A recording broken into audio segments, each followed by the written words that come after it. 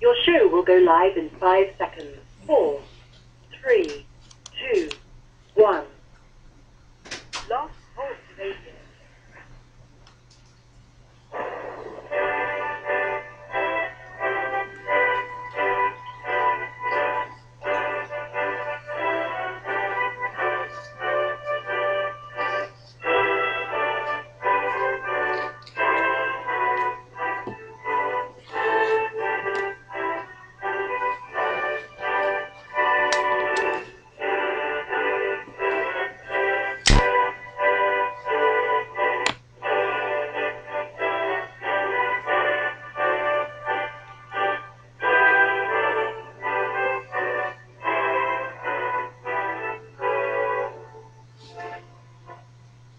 Boa noite, meus amigos. Estamos aqui de volta. Como sempre, começamos invocando a Santíssima Virgem Maria e o Santo Padre Pio de Pietrelcina, para que roguem a Deus que nenhuma injustiça se cometa nesse programa.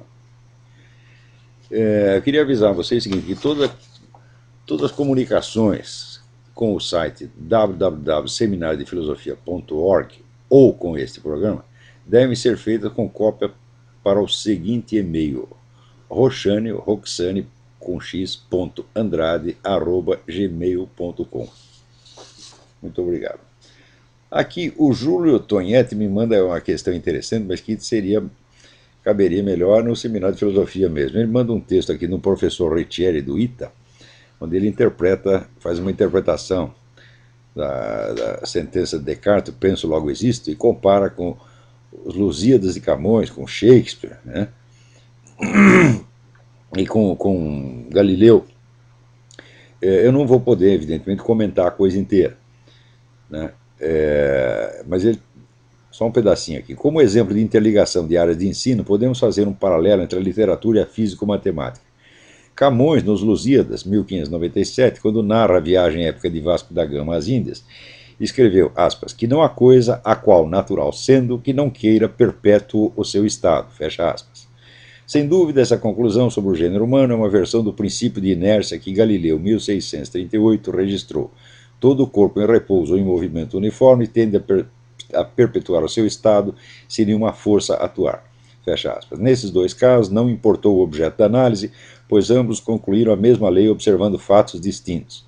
Galileu extraiu sua conclusão analisando racionalmente o comportamento cinemático das esferas rolando sobre planos inclinados, enquanto Camões concluiu seu pensamento observando o comportamento humano. E, ora, embora essa analogia seja até interessante, ela historicamente está completamente errada. Porque o fenômeno a que Camões está se referindo é a perseverança da coisa no seu ser, na sua própria natureza. Quer dizer, uma coisa não muda de natureza. E isso Camões tirou diretamente de Aristóteles. Não tem absolutamente nada a ver com o princípio de inércia, né? O princípio de inércia se refere apenas ao movimento e diz que um corpo que está em repouso ou em movimento retilíneo uniforme, tende a ficar na mesma posição, sem nenhuma força atuar. Uma coisa realmente não tem nada a ver com a outra. Aliás, o princípio de inércia, ele pressupõe o outro princípio, quer dizer, a perseverança no ser é evidentemente uma condição básica sem a qual a lei do movimento retilíneo uniforme não poderia se verificar. Mas a analogia está muito mal feita aqui, né? Então não precisamos analisar as outras comparações. Infelizmente, a comparação do professor Riccieri não funcionou. Mas passemos a outra coisa mais edificante. O governador do Rio, Sérgio Cabral, fazendo a apologia do aborto, perguntou assim, quem não teve uma namoradinha que teve que abortar? Ora, seu Sérgio Cabral, né? Quem não teve um parente que levou uma propina? né? Quem não teve um parente que deu um desfalque, né? Quem não teve um parente, um tio, um pai que batia na mulher todos os dias, né? Ou não precisava bater todos os dias, batia uma vez por semana, uma vez por mês, né? Então, quem não teve alguém que não na família, alguém que não trapaceou, roubou, mentiu, etc, etc. Todo mundo teve isso, Sérgio Cabral. Né? Então, eis aí o exemplo. Né? Eu não creio que a sua família seja uma exceção. Né? Aliás, o senhor mesmo. Né? Por exemplo, na minha família tem uma coisa que na sua... Não, na minha família falta uma coisa que na sua tem. Por exemplo, eu não me lembro de ninguém na minha família, se prevalecendo um cargo de governador, tentasse atemorizar um menino de 17 anos que foi lhe fazer uma pergunta em público, como aconteceu naquela quadra de esporte no Rio de Janeiro. Chega lá um menino e diz, a quadra de tênis não está funcionando, seu governador. E daí o governador diz, seu palhaço, seu isso, seu aquilo. Né? Humilha um pobre garoto em público, se prevalecendo da sua condição de governador e da presença do presidente da República. Quer dizer que para atemorizar um moleque de 17 anos precisa dois, né? 2 Sérgio Cabral, ou 2 Lula. Isso na minha família não tem. Então você não pode dizer, quem é que não tem um Sérgio Cabral na família? Ah, não, poucas famílias têm. Graças a Deus, poucas famílias têm um Sérgio Cabral. Um merda como você, Sérgio Cabral, outro merda como esse presidente, poucas famílias têm. Na minha família, que eu saiba, olha, teve gente que trapaceou, teve gente até que roubou, teve um primo meu que fumava maconha, né? E naquela época a moda era pegar, né, encher a cabeça de maconha, roubar um automóvel, né? Dar umas bandas com o automóvel, pegar umas garotas, fazer uma festinha e depois largar o automóvel em qualquer lugar. Fez isso uma vez, 2 vezes, 3 vezes, na terceira foi parar na cana. Né? Agora, não era um covarde, nunca foi um covarde. E também depois se regenerou, parou com essa porcaria, né? Parou de fumar maconha e nunca mais roubou porra nenhuma, né? E a gandaia com as garotas continuou, mas por meios lícitos. Agora, gente como você, rapaz, quer dizer, adulto que sai atemorizando moleque, na minha família não tem, eu garanto pra você, não tem nenhum. Eu nunca vi. Minha família não tem um covarde da sua marca. Agora o pessoal também está. Também o comentário aqui do Reinaldo Azevedo. O Reinaldo Azevedo ficou indignado com o cara. Mas um cara como o Sérgio Cabral, o Reinaldo, você não pode ficar indignado. Indignado é quando uma pessoa se comporta abaixo do nível de dignidade que você espera dela. Paulo, o Sérgio Cabral é um bosta, todo mundo sabe. Ninguém espera coisa melhor. Se o Sérgio Cabral fizer um ato de generosidade, de grandeza, de coragem, aí sim, eu posso até ficar bravo com ele, dizer, ô Sérgio Cabral, você me decepcionou. Não é isso? O Lula, dia que o Lula disser alguma coisa que faça sentido, né? Eu dizer, pô, Lula, você está me desorientando agora, porque eu acostumei com o seu estilo, né? Só sai merda quando você abre a boca, agora de repente está falando um negócio sensato, a gente fica até meio assustado, achando que você está tramando alguma. Né? Então a gente não pode ficar. A indignação, infelizmente, ela se tornou moda. Né? O sentir-se indignado, em primeiro lugar, é ou uma expectativa errada que você tem com relação ao outro, ou é vaidade. Quer dizer, você acha que foi tratado abaixo da sua dignidade. Né? Eu tenho um monte de cara que escreve, de vez em quando, me chama de filha da puta, de viado, do caralho, de fascista, da puta que eu pariu. Né? Eu não fico indignado jamais. Eu não espero que eles façam outra coisa. E nem eu acho que eu mereço um tratamento muito melhor. Pode me xingar do que quiser, eu não estou ligando, entendeu? Eu acho que é normal. Jesus Cristo não levou cuspida, não foi xingado, não foi chutado, etc. O que é que eu tenho melhor que ele? Nada. Então, quer dizer, você sofrer injustiça, sofrer humilhação, é a coisa mais natural do mundo. Né? E a gente, desde pequeno, deve aprender a se tornar insensível. Jamais se sentir ofendido, mesmo quando o foi. Tá? Ao contrário, tem que levar tudo na esportiva. Levar na esportiva não quer dizer que você não vai reagir. Ao contrário. O sujeito bate em você, você vai bater nele, mas não porque ficou indignado. Você vai bater nele por prazer, meu filho. Por prazer. Porque é gostoso, gostoso. Eu tinha um amigo, Otto, que ele batia nas pessoas e falava assim, confessa que é um bosta, confessa que é um bosta. Daí o cara confessava e parava de bater. Não é gostoso. Né? Então, a gente deve fazer as coisas com espírito, com bom ânimo, você está entendendo? tudo com bom ânimo, até para responder xingamento. Aí se a gente responde com bom ânimo, em vez de ficar indignado, a gente responde de uma maneira muito mais cruel e fere o sujeito muito mais. Entendeu? E para que ficar bravo? Deixa o outro ficar bravo, pô. Ele que tem um infarto no seu lugar. Eu aqui nunca fico bravo, às vezes eu finjo que estou bravo, entendeu? É só para efeito dramático. Eu não estou bravo com ninguém, pô. Aliás, quando falta alguém me xingando, até, né, às vezes eu sinto saudade. Cadê aqueles caras do tempo do imbecil coletivo? Não tem mais, pô. Agora, aqui cada coisa, rapaz.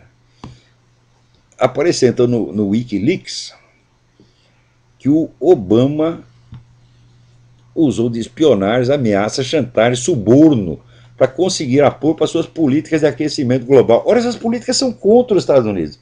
É o negócio de fazer o tal de imposto mundial, né? De fazer as nações ricas pagarem pelo fracasso dos outros. Quer dizer, como se o sucesso delas fosse um crime, né? Então, o cara faz uma política ecológica anti-americana e ainda usa de meios ilícitos e criminosos para impor. Quer dizer, olha, Obama é outro também, porque não há palavras, né? Outro dia estava entrevistando ele e o Clinton e, de repente, ele se sentiu um pouco humilhado, lá do Clinton tá roubando o show, e foi embora para casa, né? Como diz meu cunhado, faz que vai cagar e se manda, né? Ele ficou com vergonha e saiu, e o Clinton continuou lá, impávido, colosso. O Clinton é profissional, o Clinton é um político com experiência. Claro que também é um ladrão, mentiroso, etc, etc. Mas ele é alguma coisa. Agora, Obama, eu digo desde o começo, Obama é nada, nada, nada. É um moleque de recado. É um pau mandado do George Soros e não é mais nada. Ele não decide porra nenhuma. Tá? Se ele faz um negócio errado, chega lá o George Soros, põe o pino na mesa, né? O Obama, sim senhor, né? Bate continência pro cara. Ele não é de nada, porra, né? O pessoal fala, não, o Obama é um grande orador. Não, ele é um grande leitor de teleprompter. Deixa ele ser o teleprompter, ele não consegue fazer nada. Quer dizer, é apenas um ator. Um cara totalmente vazio. É incrível que, para chegar ao ponto de eleger um cara desse, um país tem que estar numa crise intelectual e moral muito profunda. Não? Quer dizer, quando perde a capacidade de discernir, até esteticamente. Você ouve o Obama falar, você sabe que aquilo é vazio. Né? Porque um cara que sempre tá falando com voz impostada, sempre posudo, está sempre solene, é claro que é falso, meu Deus do céu. Né? Um homem de verdade fala com o público do jeito que ele fala em casa, como falava Ronald Reagan. Né? Como Abraham Lincoln, leia os discursos do Abraham Lincoln. O discurso do Abraham Lincoln, metade do discurso era piada. Ele não falava com solenidade, não era impostado. Ele tinha, vamos dizer, a naturalidade, bom humor de quem faz o que acha que é verdadeiro. Agora, o Obama, não é que ele está mentindo, o Obama não acha nada, o Obama lê o script que lhe mandam. Agora aqui, olha que negócio, a gente não sabe nem para onde olhar, é tanta merda acontecendo ao mesmo tempo. Olha aqui o que me mandaram. Uma imagem incluída em uma prova para a primeira série do ensino fundamental provocou um escândalo em uma escola municipal de Curitiba. A ilustração com conotação sexual inadequada para crianças será objeto de investigação por parte da Secretaria Municipal de Educação. Na imagem aparecem galinhas com as cloacas arrombadas, sendo alimentadas por um fazendeiro com um órgão sexual imenso embaixo do macacão, com o título de Fazendeiro Solitário. Ora, mas não é o presidente da República que diz que tem saudade do tempo em que os meninos do Nordeste, diz ele, eu não acredito, enrabavam jumentas e cabritas, né? Por que as jumentas e cabritas podem e as galinhas não podem? O que vocês têm contra as galinhas, pô? Né? Então, o direito de ser enrabado é do país inteiro e está sendo exercido e acho que ninguém tem do que se queixar aí. Todo mundo está levando, não é isso? Então, as galinhas também, isso é uma realidade, né? E as criancinhas já devem ser informadas disso, porque depois das galinhas vêm elas. Se vocês têm alguma dúvida, perguntem ao ministro da Educação, Fernando Haddad, ou à próxima ministra dos Direitos Humanos, Maria do Rosário, né? Que eles acham o seguinte, esse pessoal eles acham que não há nenhuma diferença assim, de valor, de dignidade, né, entre você, um homem, depositar o seu sêmen no ventre da mulher, e gerar uma criança que depois, né, será o símbolo do amor dos dois e uma responsabilidade para a vida inteira, e o sujeito depositar o mesmo sêmen no cu do vizinho, onde o sêmen se misturará à merda e será jogado na privada. Eles acham que é a mesma coisa, né?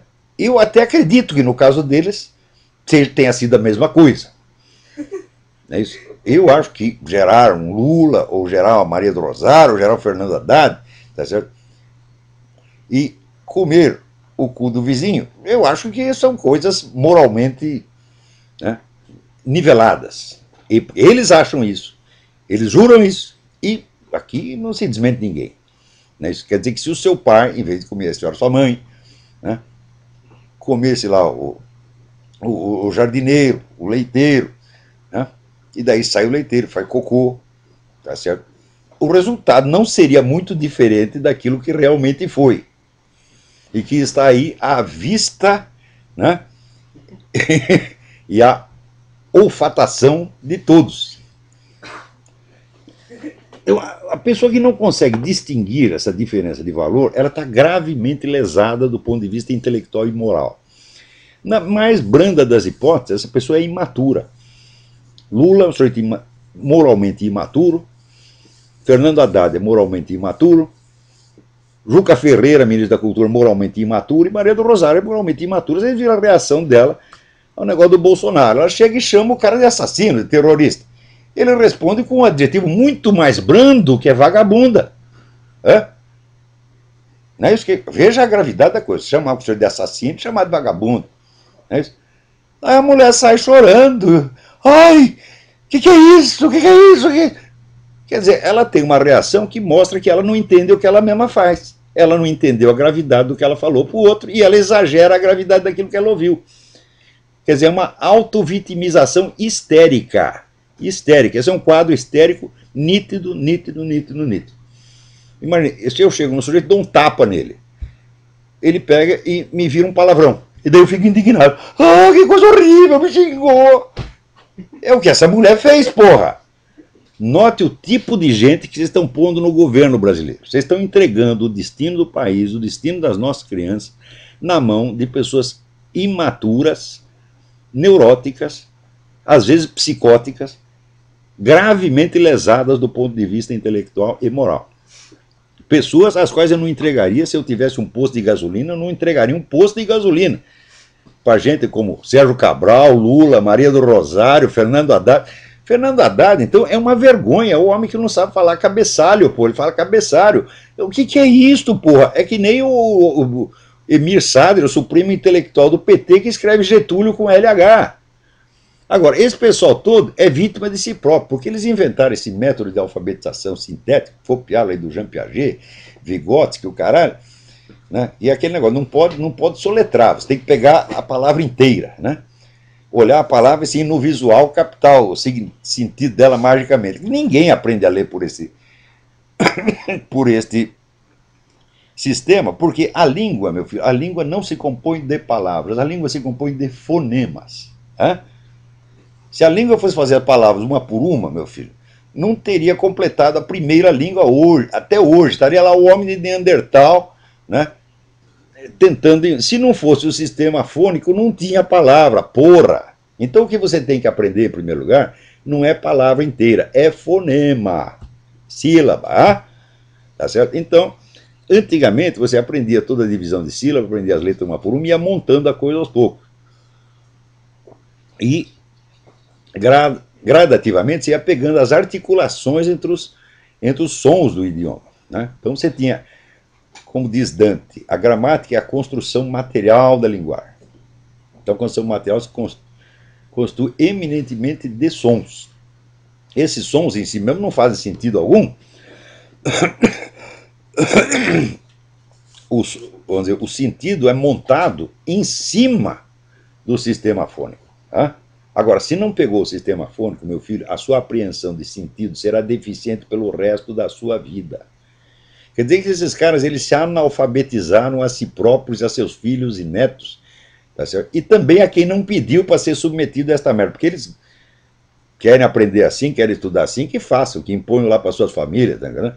Mas impuseram para todo mundo. Então, todo mundo que tem, vamos dizer, de 50 anos para baixo, todo mundo foi mal alfabetizado no Brasil. Todo mundo, sem exceção. A não ser aqueles que tiveram, vamos dizer, a sorte de sair para um país onde ainda existia, né, um ensino de linguagem na base tradicional. Aqui nos Estados Unidos, a gente vê que até hoje, com todas as mudanças desastrosas que houve no ensino, o ensino da linguagem ainda é bastante eficiente. O pessoal é obrigado a ler um montão de coisa, a fazer ditado, né? Ditado é considerado uma imposição autoritária. A criança tem que fazer uma criatividade, ela tem que, né? Chega lá na escola, ela já tem que escrever Hamlet ou Os Lusíadas na primeira, para não reprimir a criança. Né?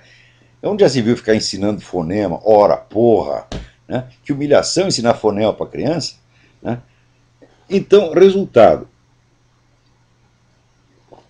se a pessoa não tem o ouvido afinado para todas as distinções e articulações de fonemas, a leitura dela vai ser deficiente por causa disso, mesmo que ela adquira alta cultura. O sujeito pode estar lendo Kant, ou Goethe, ou Shakespeare, né? A compreensão dele ainda será deficiente. Então eu recomendo a pessoa falar, olha, você é professor universitário, você é jornalista, etc, etc. Né? Você vai, claro que você vai ter que adquirir a cultura superior, mas também você vai ter que voltar atrás e aprender a tomar ditado. Aprender para copiar um texto. Porque, veja, o ensino na Idade Média, que começava aos 14, 15 anos, que eu acho certo, ele, em primeiro lugar, ensinava o sujeito a copiar um texto. Copiar ou de outro texto, ou copiar por ditado. E ficava naquilo anos a fio. Como se faz na China até hoje. Por que você acha que a garotada chinesa, em todo lugar que vai o chinês, ele tira os primeiros lugares nas universidades, na escola média, etc. Por quê? Porque aprendeu assim desde o início. O sujeito, para começar, vamos dizer, para ele dar um peido em língua chinesa, para ele dizer, mãe, quer um sorvete, ele tem que aprender 5.000 fonemas, aprender de cor. E daí o pessoal vem, os teóricos, e fala mal da decoreba. Digo, olha aí, meu filho, a decoreba chinesa como rende. Agora vocês, com as suas teorias científicas idiotas, tá entendendo? Criado para quê? Piaget, eu já mostrei que Piaget é um cretino sobre vários aspectos, embora não seja cretino sempre, mas comete cretinices assim, imperdoáveis, vamos dizer, imperdoáveis num professor de ginásio, quanto mais num sujeito que pretende ser o educador da humanidade. E como educador, a Piaget tem que ser jogado no lado do lixo. Né? É verdade que depois veio o Feuerstein, deu lá uma recalchutada no Piaget, até está funcionando um pouquinho. Mas não se iludam que a mera aquisição de cultura superior vai corrigir deficiências de base que estão na sua apreensão auditiva dos fonemas. Não vai corrigir, você vai ter que voltar lá e aprender tudo. Porque vocês estão que nem um garoto que aprendeu a andar de bicicleta antes de aprender a andar a pé. Sempre vai ter um problema de movimento, né? Então um dia você vai ter que descer da bicicleta, meu filho, e aprender a andar a pé, né? Como todo mundo, ou como o chinês lá, aprendendo fonema por fonema, humildemente, anos a fio, decorando, porque, veja, inclusive as pessoas às vezes reclamam, né? Elas querem a explicação do sentido das leis da gramática. Meu Deus do céu, as leis da gramática não precisam fazer sentido. Elas são, vamos dizer, são articulações consolidadas pelo costume, pelo geral, ao longo dos tempos. E você tem que decorar isso para você poder entrar no jogo. Então, vamos dizer, as peças materiais do jogo não fazem sentido em si mesmo. Se você pegar um jogo de xadrez, né, a peça pode ser feita de madeira, de marfim, de ferro, de plástico, do raio que eu parta. E pode ter 1000 formas diferentes. As formas não têm que ter sentido. Eu, outro dia, tenho aqui uma amiga, a professora Margarita. Na casa da Margarita tem lá um jogo de xadrez que você construiu com peças de automóvel, com arruelas, né? Porcas, parafusos e arruelas. E ficou legal, né? Nada se parece com nada. Né? Você olha o cavalo se parece tanto com o cavalo quanto com o colibri. Mas está no lugar certo, então funciona. Então, o substrato material da linguagem, meu filho, ele não precisa fazer sentido. O sentido é o que você vai obter a partir da montagem fônica. Daí você pega o sentido. Né? Então, do mesmo modo, por exemplo, você pegar uma melodia na música. Meu filho, se você pegar um violino e examinar a construção material do violino, por tudo quanto é lado, você não vai achar melodia nenhuma. Então, primeiro tem que construir o violino, meu filho. Não adianta você, né, estudar, conhecer todas as músicas, todas as melodias mais maravilhosas do violino, se não tiver o violino materialmente. E a construção material do violino não obedece às mesmas leis da construção da melodia. São coisas completamente diferentes. Então, quando o pessoal começa a se revoltar contra a gramática porque ela é arbitrária, é a mesma coisa que o sujeito está reclamando, né, de que o violino dele não obedece à teoria musical. Que a madeira do violino é insensível à teoria musical dele. Quer dizer, é uma coisa de uma burrice fora do comum. Meu filho, não tem outro jeito. O substrato material da linguagem tem que ser aprendido por decoreba mesmo. E quanto mais fonemas você decora... Estava aí outro dia o professor Luiz Faria explicando isso aí pela milésima vez. Tá certo? Quanto mais fonema a criança aprender de cor desde o comecinho, melhor para ela depois. Agora, todo esse pessoal, Fernando Haddad, Emir Sader, né? O Lula não, porque o Lula nunca foi alfabetizado, mas todos eles foram alfabetizados por esse método e emburreceram para sempre. Não consegue fazer uma frase, né, que faça sentido, meu Deus do céu. Então, alô, quem é? Tem alguém na linha aí? Sim, Paulo. Tudo bem? Tudo bem? Há umas 2 semanas você comentou algo sobre o LaRouche, né, o Lyndon LaRouche. Ele coloca como sendo o grande problema do mundo esse tal de Inter-Alpha Group, o grupo de bancos europeus, Império Britânico. Como você... Olha, ontem mesmo eu fiz uma extensa gravação sobre esse problema de nova ordem mundial, né? Mostrando, entre outras coisas, o seguinte: existem vários esquemas globalistas concorrentes. Agora, o sujeito que, pela primeira vez, ele perfura a superfície dos acontecimentos e descobre um esquema de poder por trás, ele acha que descobriu a pólvora, ele acha que sabe tudo. Eu digo, não, continue escavando que você vai descobrir outro, e outro, e outro, e outro, e outro, e você vai ver que o negócio é muito mais complicado do que você está imaginando. Então, o Lyndon LaRouche descobriu esse esquema e quer explicar tudo a partir dele. Né? Quer dizer, até o que Stalin fez ou Mao Tse Tung fez vai ter que ser explicado por causa do que um banco de Nova York queria. Isso é coisa de maluco. Isso, vamos dizer, tem uma imaginação, uma fantasia hipertrófica a respeito do poder do dinheiro. Claro, o dinheiro é uma modalidade de poder, mas não é a única. Meu filho, qualquer sujeito que já foi assaltado na rua sabe que o pobre armado tem mais poder do que o rico desarmado. Qualquer um sabe. Não é isso? Então, existem outras formas de poder. Outra coisa, o rico existe eminentemente para ser roubado e engabelado por intelectuais, que tomam o dinheiro dele para fazer o que eles querem e ainda o cara agradecer. Quem é que não sabe isso? Então você tem aí pelo menos 3 modalidades de poder. Você tem o poder do dinheiro, o poder das armas e o poder da enrolação, a famosa embromation. Né? Eu acho que dos 3 o mais perigoso é a embromation. Ao longo dos tempos, a embromation move o mundo. O problema com a embromation é o seguinte: você engabela a sua geração inteira, como fez Jean-Jacques Rousseau, tá certo? E você não chega a exercer o poder pessoalmente. Você cria o poder para a próxima geração de intelectuais. E você morre pobre e ferrado. Então o poder dos intelectuais não é tão direto, não é tão pessoal, mas ele é muito eficiente a longo prazo. Então, agora, pessoa como o Lyndon LaRouche, conhece fatos, ele tem, vamos dizer, uma rede de informantes no mundo inteiro, um arquivo fenomenal. Então, como fonte de informação, é até muito bom. Mas as teorias dele, as explicações dele, às vezes chegam a ser o inverso da realidade. O inverso.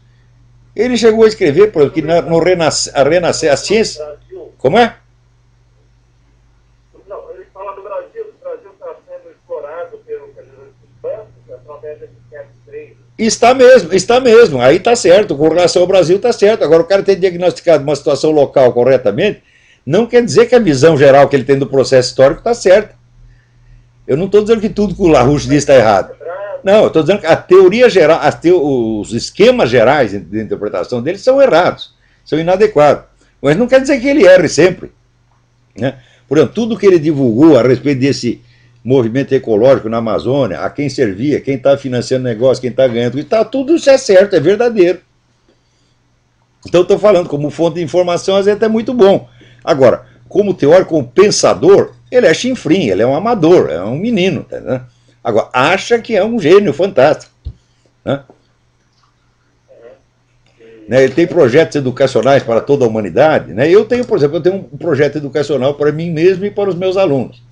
Se der certo entre nós, muito bem. Pode ser que amanhã ou depois sirva para outras pessoas também, mas não pretende educar a humanidade.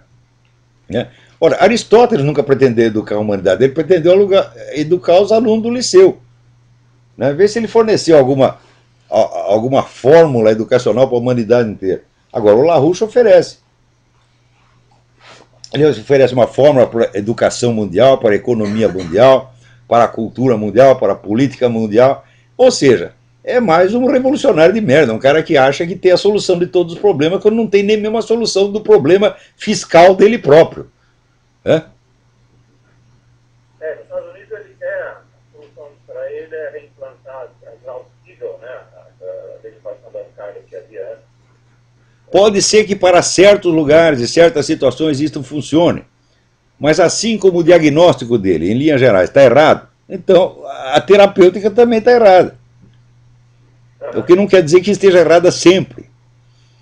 Né? Por exemplo, tem um tempo que ele fazia muita apologia, não sei se ele continua, do economista alemão Georg List, que tinha a teoria do Estado autárquico. O Estado tem que ser totalmente autônomo. Né?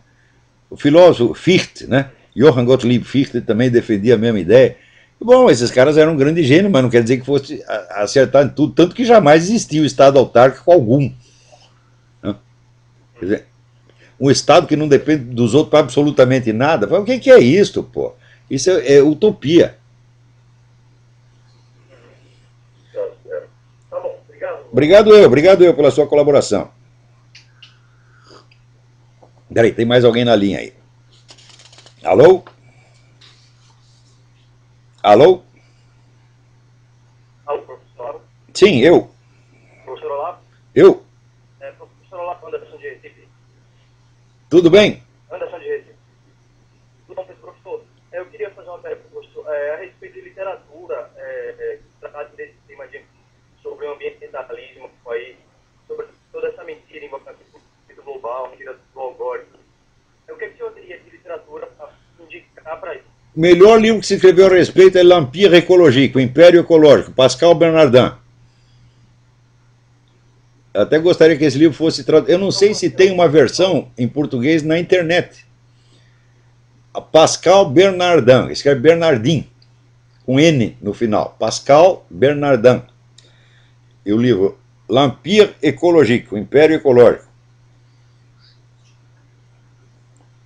Mas tem muita coisa, a bibliografia é imensa, mas se você entrar ali pelo Pascal Bernardin, você já vai pegar um monte de dicas de bibliográfica dali mesmo. Mas livro assim, geral, de interpretação da coisa, eu não conheço outro melhor.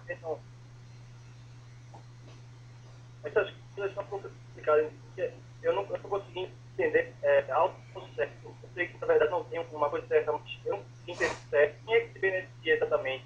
Peraí, a sua voz está chegando entrecortada. Você fale, por favor, bem alto e mais devagar. O que a gente não consegue entender, professor, é que acontece que quem é que sai lutando com essa ambientalista? Quem é que sai lutando com despejar essa mentira na cabeça das pessoas? Mas é muito simples. Para quem financia o processo é quem sai ganhando. Aí, nesse ponto, a gente é obrigado a concordar com o LaRouche, o Império Britânico tem altos interesses nesse negócio.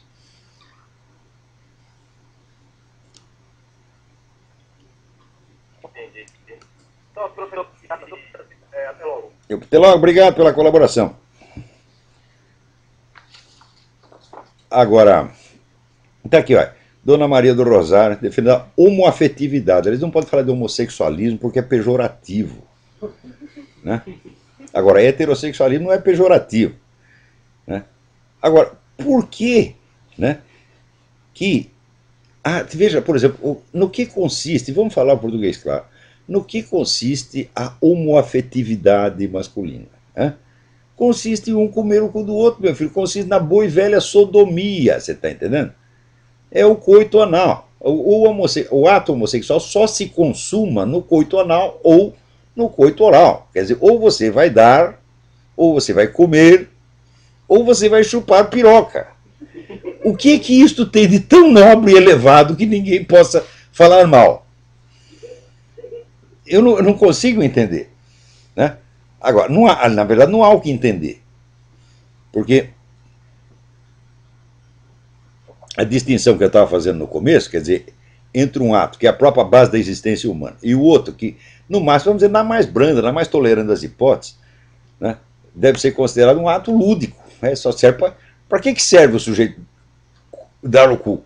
É divertimento, ele acha que é divertimento, não serve para mais nada, não vai gerar um ser humano, não vai fundar uma família, né, que vamos fundar uma família por via anal, meu filho. Nunca ninguém conseguiu, se você conseguiu, você é prêmio Nobel. Não é isso?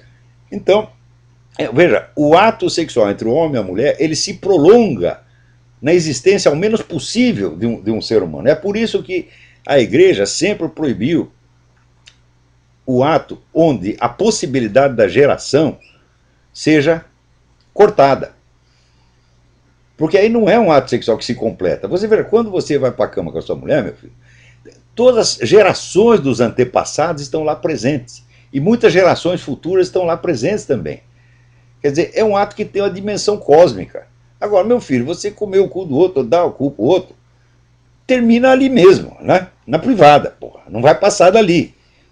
Se você gosta, bom, muito bem, faça. Eu nunca abri minha boca para falar mal da conduta sexual de quem quer que fosse, porque eu considero que a minha liberdade de não ter opinião a respeito de alguma coisa é um verdadeiro dom divino.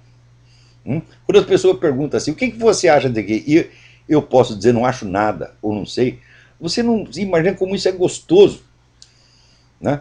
Se você está aí dando cu, por exemplo, adquire esse outro vício meu, né? Não ter opinião sobre alguma coisa, talvez você até pare.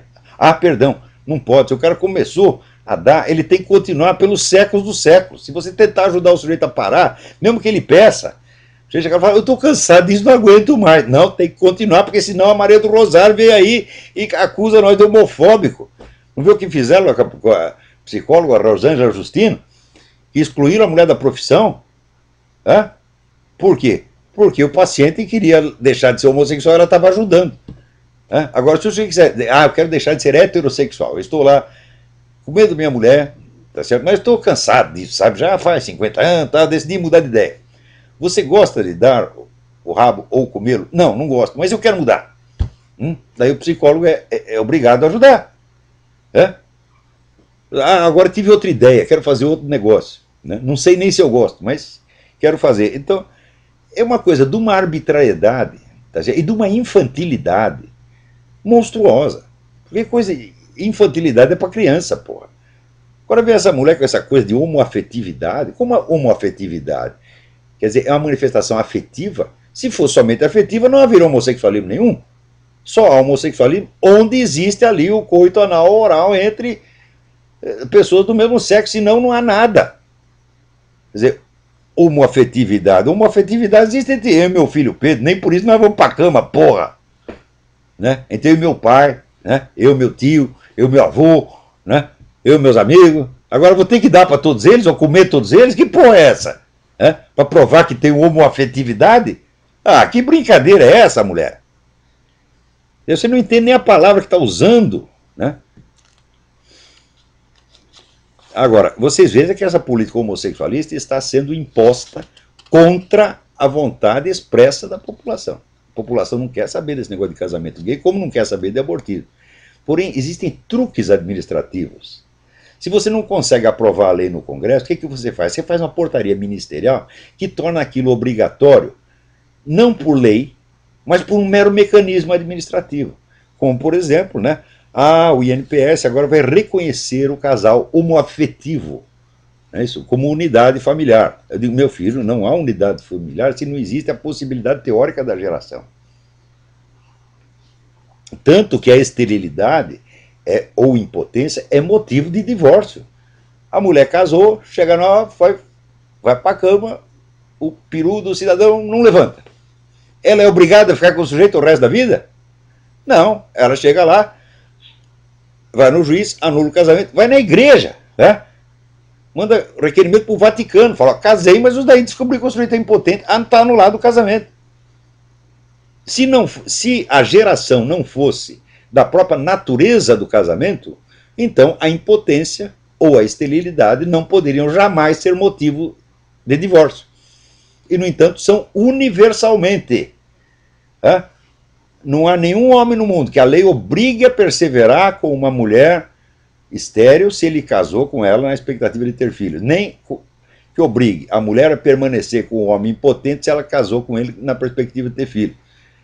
Então, família, meu filho, é onde existe a possibilidade, ao menos teórica, da geração, senão não tem família, não adianta você dizer isso, novas modalidades de existência familiar, vai passar, uma entidade familiar passa a existir por decreto da Dona Maria do Rosário, quer dizer, junta 2 marmanjos, agora por que 2?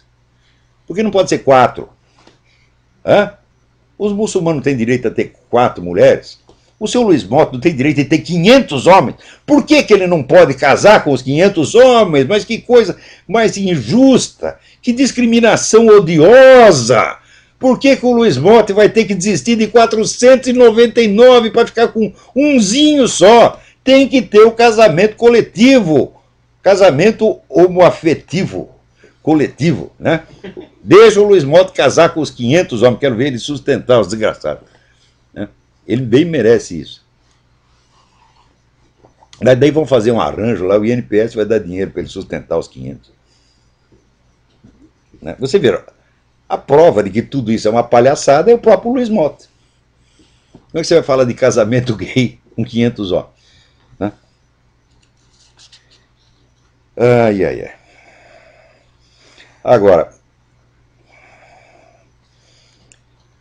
você vê aqui, um dos motivos dessas questões entrarem na discussão é que, a partir do século XIX, com o advento da sociedade industrial, entrou nas discussões morais um modo de raciocínio que é característico da economia, né, que é o raciocínio custo-benefício. A partir da escola utilitarista, de Jeremy Bentham, etc., entrou esta ideia de que a moral tem de render, a moral tem de simplificar a sociedade e, sobretudo, simplificar a administração estatal.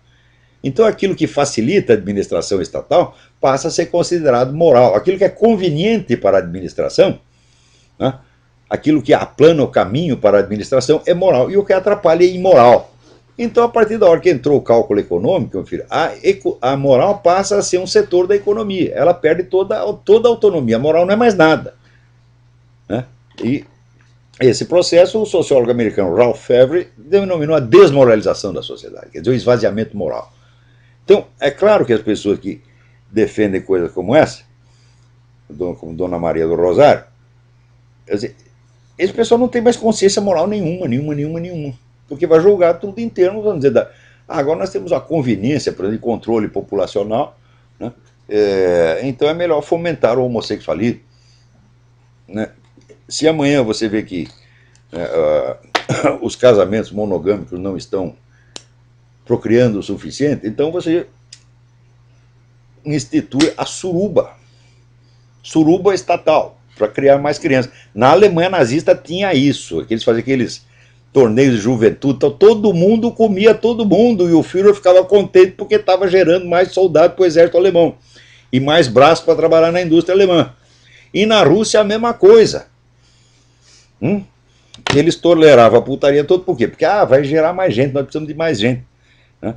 Quer dizer, quando precisa de menos gente, a moral é uma. Quando precisa de mais gente, a moral é outra. E assim, tudo vira uma conveniência da administração estatal. Aqui. O Lula, então, vendo que a tal da PL 122 não estava difícil de aprovar, o que ele fez? Deu um golpe. Né? Criou o tal do Conselho Nacional do Combate à Discriminação. Então, discriminação, por exemplo, consiste em dizer essas coisas que eu estou dizendo. Eu dizer que eu acho melhor meu pai ter transado com a minha mãe e me gerado do que ele comer o vizinho e gerar um cocô. Eu acho melhor, para mim. Né? Então, muito me orgulho de que ele tenha feito isso e estou contentíssimo de que ele tenha escolhido, né, a via vaginal. Porque, caso contrário, né, eu seria como o Sérgio Cabral, como a Dona Maria Rosário, tá certo? Em vez de ser eu. Eu dizer isso já é discriminação, já é homofobia. Agora, homofobia, veja o termo. Eu estava examinando, lembrando assim, o tempo que eu era criança, estava na escola primária, no ginásio, existia homofobia. Alguém tinha medo dos homossexuais? Falei, mas que coisa mais absurda. Quer dizer, os homossexuais eram as pessoas, aqueles menininhos, né, fraquinho, efeminadinho, né, que gostava de exibir sua fraqueza, assim como os outros gostavam de exibir força, gostavam de exibir fraqueza, porque davam ares femininos para ele. Como é que a gente ia ter medo daquelas criaturas incapazes de fazer mal ao mosquito? É? Eu nunca vi homofobia nenhuma. Agora, eles acreditam que a pessoa tem tanto medo, que elas convertem o medo em ódio para disfarçar o medo. E daí você tem que agredir e matar homossexuais para disfarçar o medo que você sente deles. Eu digo, mas que teoria mais psicótica, mais idiota, meu Deus do céu. Isso não faz sentido nenhum. Homofobia jamais existiu. Agora, você quer saber quem tinha ódio dos homossexuais? Dos menininhos, né? Era aqueles garotão fortão que às vezes ia lá e comia eles. Comia, depois ficava com raiva, e daí tinha que bater. Para disfarçar, para ele sentir que ele é um machão de novo. Assim. Então, é assim, quem é homossexual? Os dois. Por exemplo, um rapaz se queixa aqui, não, você é indiferente aos estupros de homossexuais. Falei, meu filho, na história humana, desde o tempo de Adão e Eva, ou pelo menos desde o tempo do homem de Neandertal, nenhum heterossexual jamais estuprou um gay. É só um gay que estupra outro. Outra coisa, nas penitenciárias, nas cadeias, todos os estupros penitenciários são estupros homossexuais. Como é que vocês não percebem? Então, eu acho que depois que você comeu o sujeito, tá entendendo? Bom, o ato seguinte é bater nele. Né? Porque você se sente, né, que o seu nível de virilidade baixou, mas você quer restaurá-lo, quer ser ao mesmo tempo gay e viril, que tem cara que é gay e viril. Né? Então você entrou numa contradição consigo mesmo e você vai aliviar sua confusão batendo no outro, que está ali, não está fazendo mal uma mosca, ele está ali de quatro, completamente indefeso. Né? Então, eu nunca vi homofobia a não ser como disfarce de conduta homossexual indesejada pelo próprio cidadão. Só isso que eu vi. Agora, eu mesmo, o que eu tento puxar pela minha memória, o que eu sentia perante esses caras? Eu sentia a mesma coisa que se sentia qualquer pessoa fraca. Você tem um instinto de simpatia e proteção. Isso é o máximo que você vai ter. Né? E acho que isso é o sentimento normal da humanidade. Agora, para esses caras, para a Dona Maria do Rosário, todo mundo que não é gay ou pró-gay, ou gaysista, é homofóbico. Sabia dessa? Vocês têm terror de homossexuais. Você vê um travesti na rua, você sai correndo, mãe, e vai se agarrar na saia da sua mãe para se proteger do travesti. Você é homofóbico, porra! Que é isto, minha gente? As pessoas falam essas coisas e vocês não cospem na cara do desgraçado. Ela vai para casa, rapaz. Cala a boca, burro. Né? Olha, o Bolsonaro foi gentil de chamar essa moça de vagabunda. Porque eu não acredito que nenhuma vagabunda, no sentido de prostituta, possa exercer a sua profissão com base na racionalidade da Dona Maria do Rosário. Ela não teria um cliente sequer. Não saberia nem fazer a conta do Michê, porra. Né?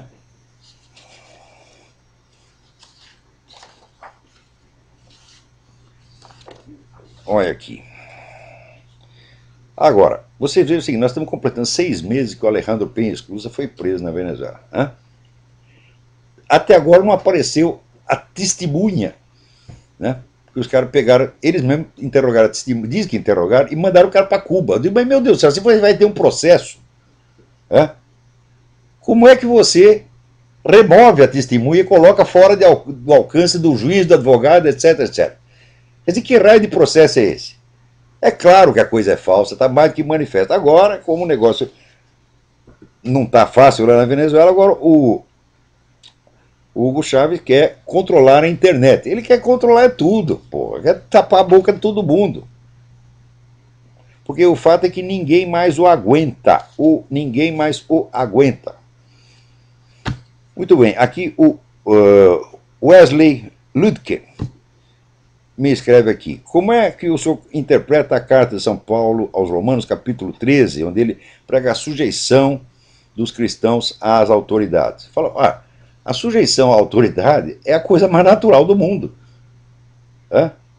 Você acha que a humanidade vive se rebelando contra a autoridade? Não, senão não existiria autoridade. A existência da autoridade é prova de que as pessoas obedecem. Portanto, é o instinto natural do ser humano e faz parte da ordem das coisas. Agora, em certas circunstâncias onde existe um abuso, etc, etc, então o cara perde a sua autoridade. E é simplesmente um cara que está exercendo um poder discricionário em cima de você. Quer dizer, não tem autoridade nenhuma. A autoridade vem de autor, meu filho. Quer dizer, o sujeito que decidiu e que, portanto, é o autor das suas ações e é responsável por ela. Agora, o seu Lula não é responsável por coisa nenhuma. Quando o que ele faz dá merda, como sempre dá, a única coisa que dá certo no governo dele é a política econômica do governo anterior. Então, daí o que ele disse? Eu não sabia de nada. Então, quer dizer, esse homem não tem autoridade. Então, não se deve obedecer o Lula. Nunca. E nem respeitá-lo. Se ele forçar você a obedecer, meter a polícia no seu encalço, encostar a metralhadora na sua cabeça, daí você obedece por medo. Mas aí não é obediência, você está simplesmente cedendo ao poder para defender a sua vida. Isso é diferente do que diz São Paulo Apóstolo. A autoridade, toda e qualquer autoridade, ela tem que ser respeitada pelo simples fato de que ela existe. Agora, o poder que se impõe sem autoridade não é para ser respeitado nem obedecido de maneira alguma. Não é que autoridade tem Dona Maria do Rosário, Dona Dilma, etc. Não tem autoridade nenhuma, meu Deus do céu. Veja, a eleição não é suficiente para legitimar uma pessoa no seu cargo. É preciso que ela obedeça às leis. Ela não está lá, não é eleita para fazer o que quer. Quando é que vou entender isso aqui? Faz parte, vamos dizer, da autoridade num regime democrático constitucional que o sujeito é eleito para fazer cumprir as leis. Por isso é que diz que ele é um magistrado. Não é isso? Então, a autoridade magisterial. Então, agora, se o camarada vai lá e faz o que ele quer, o Lula foi eleito para montar o mensalão? Não, porra. Então por que você tem que obedecer o cara que está fazendo isso? Ele foi eleito para impor esta política nojenta de proteção à sodomia, de santificação da sodomia, que ninguém vai poder falar mal. Ora, não pode falar mal. Por exemplo, o Dr. Freud acha que o homossexualismo é doença. Nós vamos proibir os livros do Dr. Freud. O Dr. Wilhelm Reich diz que o homossexualismo é doença. Aliás, ele é tão comunista que ele acha que só existe homossexualismo no capitalismo. Quando vier o socialismo, todo mundo vai parar de dar o cu. Isso é o que ele diz. Nós vamos proibir o livro do Wilhelm Reich. Carl Jung também diz que é doença. Então nós vamos proibir todos os clássicos da psicanálise. Não é isso? Junto com a Bíblia.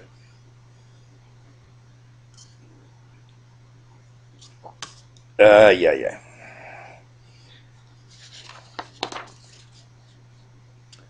Aqui, agora o Ministério da Saúde está lá distribuindo camisinhas a crianças de 10 anos. Presta atenção.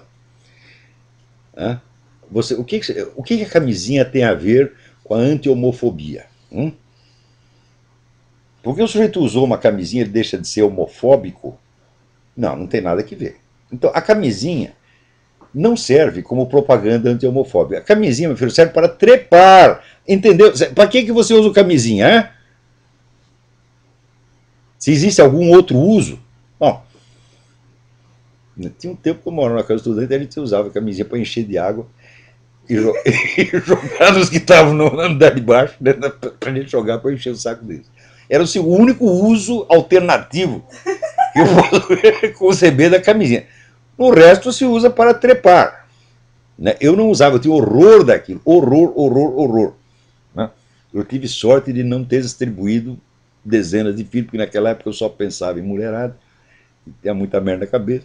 Então, eu não usava, mas eu sabia já naquele tempo, você veja, eu com 20 aninhos eu já sabia, olha que rapaz precoce, eu sabia que a camisinha era usada para trepar. O Ministério da Saúde não sabe. A camisinha para ele é material didático. É para você aprender a não ser anti-homofóbico. Ora, meu Deus do céu, que desculpa mais filha da puta. Vocês querem disseminar, tá certo, a sexualidade desenfreada entre as criancinhas, tá certo, para que elas depois virem a freguesia, a clientela dos pedófilos. Vocês querem isso, é claro que querem. Você incentivar a prática sexual entre crianças é torná-las vulneráveis ao assalto sexual dos adultos. É a coisa mais óbvia do mundo, Quanto mais você sexualiza a conduta da criança, mais ela está aberta a essa possibilidade. Isso vai aumentar necessariamente. Né? Agora, atenção, atenção. A camisinha, meu filho, não é para qualquer uso. Né? O uso heterossexual da camisinha vai ser imoral. Quer dizer, você pega o menino trepando com a menininha, vai ser imoral do mesmo jeito. Agora, você pega o menininho comendo outro menininho, não, aí não pode falar mal, porque é anti-homofóbico. Né? Que esculhambação. Meu Deus, até quando nós vamos continuar obedecendo essas pessoas? Que não têm capacidade para se governar a si mesmas, que não têm o senso do que elas mesmas dizem. Elas dizem uma frase, na frase seguinte elas se desmentem, se contradizem e nem sequer percebem. Não sabe, a dona Dilma não sabe montar uma frase inteira. Ela começa a frase, uma palavra, duas palavras, tira a terceira, já esqueceu a primeira. Né? O Lula não. O Lula na segunda ele já esqueceu. Né? E o Fernando Haddad não é nem na segunda, é na primeira. Ele vai falar cabeçalho e sai cabeçário. Né? Cabeçário. Cabeçário é coleção de cabeças de peru. Né? Peraí, tem mais alguém? E o nosso tempo infelizmente acabou. Né? Então, muito obrigado a todos, até a semana que vem.